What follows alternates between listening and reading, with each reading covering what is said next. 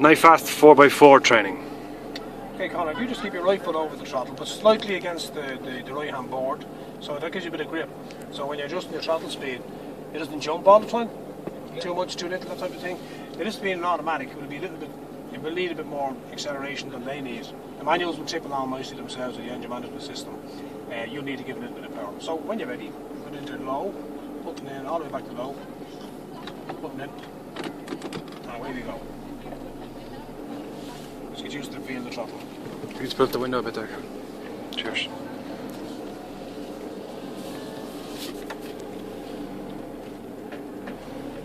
I mentioned right angle, so when if you just aim straight at the hedge in front of you and don't try and follow the track completely accurately like you would on the road, let it go forward.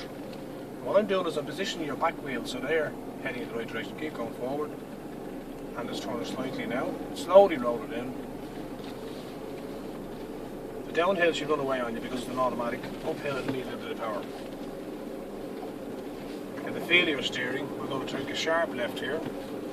Brake slightly, just ever so gently because it's an automatic. Roll it in gently, continuously, turning. You see how slowly the manual goes itself.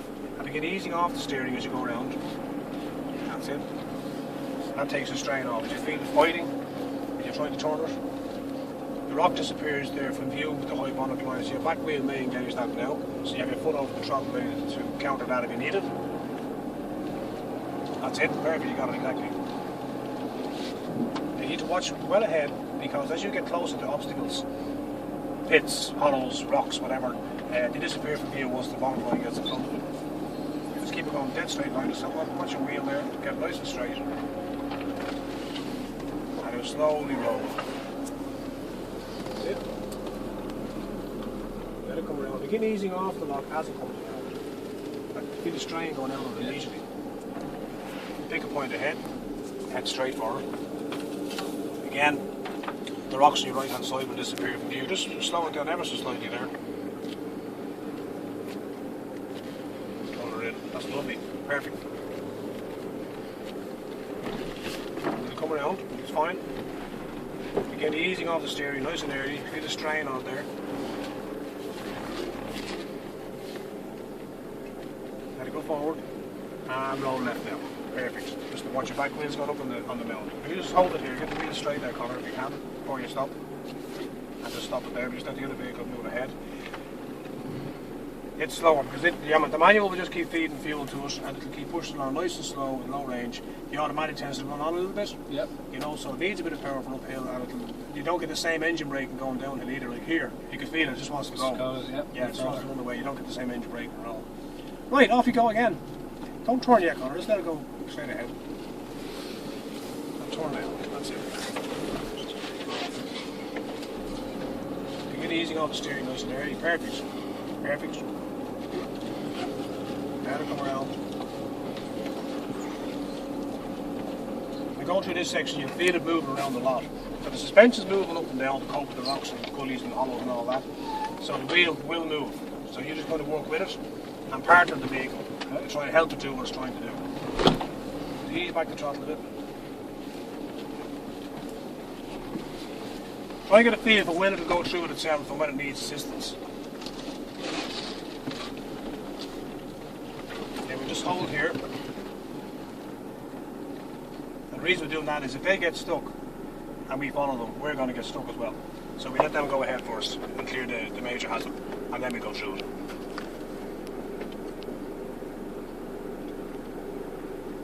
You can see the amount of movement in the suspension of the Jeep in front. Yeah. A lot of movement there. But yes, it'll go through everything. But the slower you go through it, the less suspension movement you get. So if you do bottom down and hit a rock, the less damage you do to the vehicle. Okay, off you go.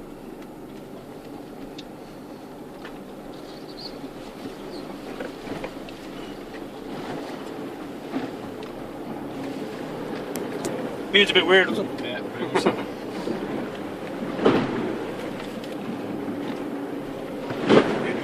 Point ahead and look at it. You go where you look.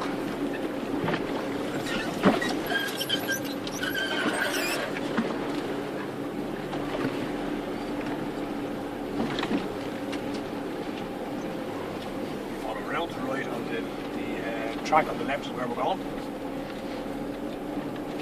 the rocks again.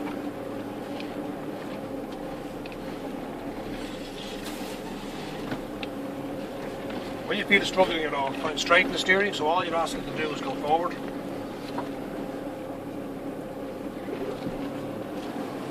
Yeah, that's good. Perfect timing there, perfect.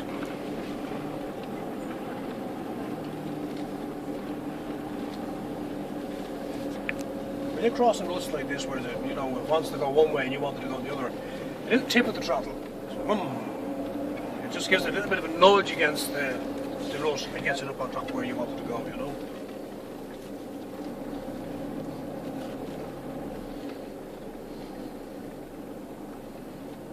What we do, we go down through the water and we stop the far side of the water once we've cleared the left-hand turn and let them get ahead a little bit. And we should get that done before the other one comes back around again. All going well. Again, these rocks here, just slow it down a little bit going downhill. So all you're doing is rubbing the brakes.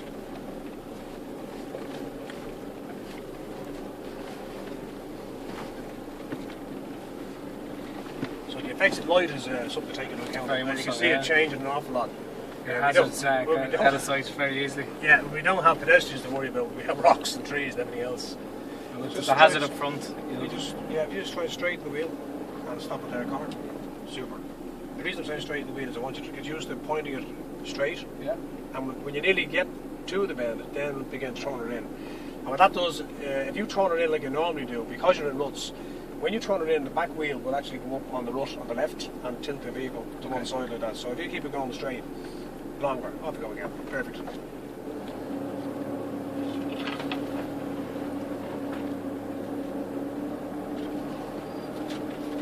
A good way of thinking about this is less is more. It doesn't need an awful lot of power to do this, you know. Yeah.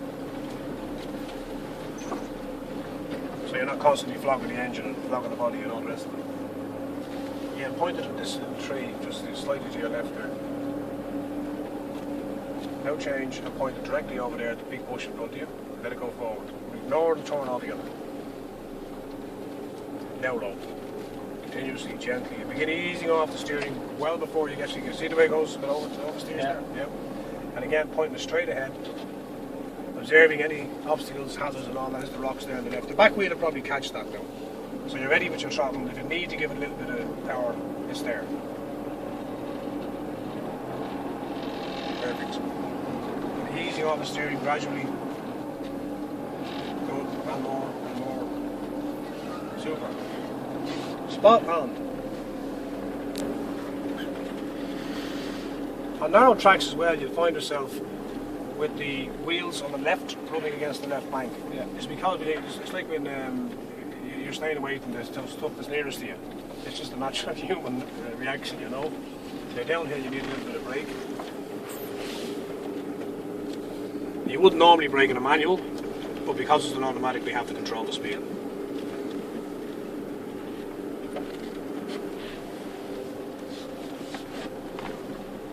This section here, as you can see, is quite narrow. So you kind of pick the tip of the bull bar in the centre of the channel. That's really what you want to do.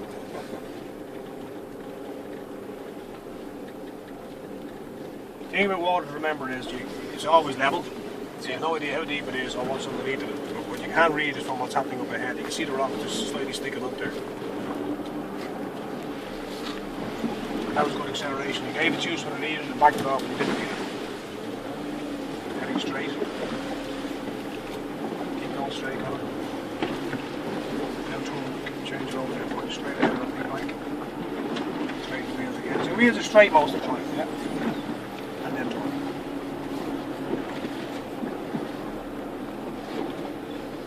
Really moves it out. Now hold back here. This is where they got stuck the last time. So what I want you to do, tight turn like this, right? Take as wide an angle as you can, right over to where the grass is there, and roll it gently, right? There's another thing you can do, which is lift off oversteer. Lift off oversteer, basically, if you have a tight channel like this and you are at risk of getting stuck at this stop, alright? This is training now. If you go forward and find a patch where you have a little bit of give, which we have where the grass is there, if you put a lot of power on, and as soon as the power hits the back of the car, take the power off again. The effect is Now when you put the power on, the weight goes to the back. When you lift off the power, it goes back onto the front and the back moves around slightly and you get a bit more angle of turn on it. Is that okay? Yep. We'll try that. Just bring it forward there. Just listen carefully to me. Lock left. Full power. Off.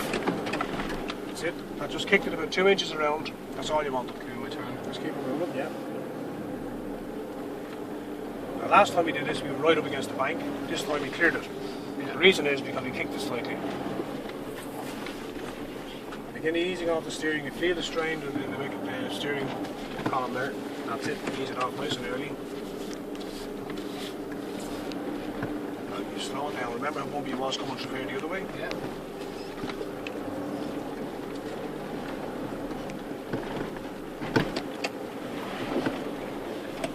That's good. Yep. Surprising amount of people do, isn't it? Very much so. Keep it slightly more to your side, Connor. If you think about you driving down the driveway, your two pedals each side, if you keep it as close to the driver's side as possible, you're through the other side. Same principle.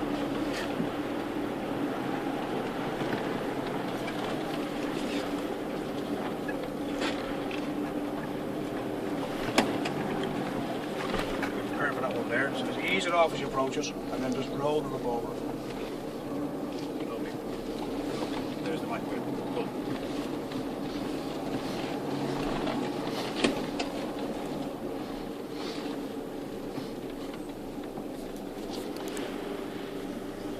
Again, take it wide, go straight first. Go ahead. Then roll.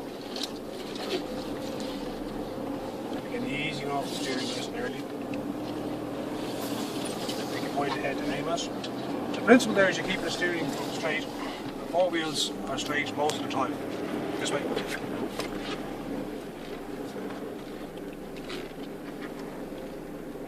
You go on? Yeah. Put into reverse. Bring it back, yeah. Watch behind. Down.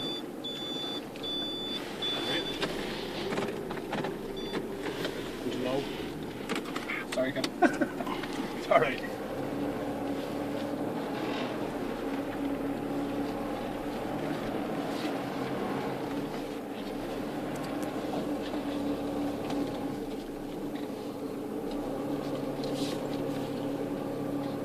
So if you're up there just on the left, you feel the back wheel hit the mat.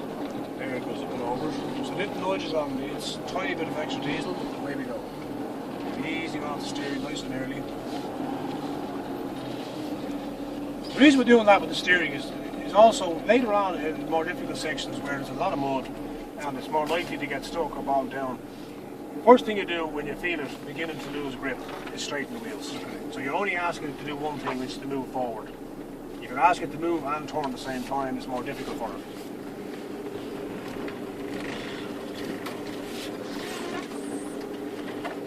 Now you might meet the other vehicle coming out here on the left, so just keep an eye on that. Now we're taking a right turn sharp line up here. Let's see where they are first.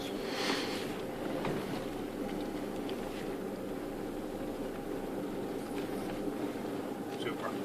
Gotta go forward. Now turn it, roll it in, a little bit of power. Ease off, straighten the wheels, that's it. Surprisingly easy how you can lose the feel of which way the wheel, which way they're pointing. Straight up on you. Super, well done. Just a little bit more thinking, you know, and feeling what the Jeep wants to do and what inputs you need to give it to help it do what it wants to do. Nice bit of throttle control there, you demonstrated that well, and that's easy assisted by keeping your foot rubbing off the sideboard. Well done, Connor. Super. Nifast 4x4 practical training.